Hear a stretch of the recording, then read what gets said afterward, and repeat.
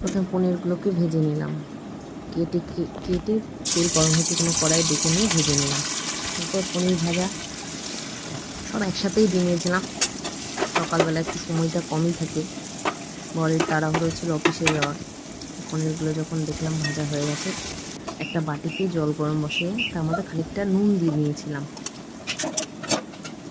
পর গ্যাসের flame of করে আমি পনিরগুলো সব তুলে নিয়ে সেই জলে ডুবিয়ে রেখেছি। ঢাকনা দিয়ে ঢেকে দিলাম। তারপরে সেই গরম তেলের মধ্যে আমি খানিকটা তেল বাটিতে তুলে রেখেছি, আর কিছু তেলের মধ্যে আলু কুচি, গাজর কুচি সব দিয়ে নিলাম।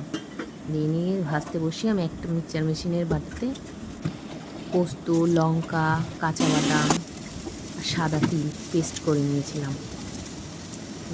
স্বাদ অনুযায়ী লবণ, হলুদ সব দিয়ে করে নিতে হবে। দিয়ে তারপর এবার আমি যখন দেখলাম হ্যাঁ আলুটা ভাজা ভাজা হয়ে গেছে, তেল ছেড়ে দিয়েছে, তখন আমি সেই পেস্টটা দিয়ে নিলাম। দেওয়ার পর খানিকক্ষণ ভাজতে দেখলাম হ্যাঁ সেই মশলাটাও কষানো কমপ্লিট হয়ে গেছে।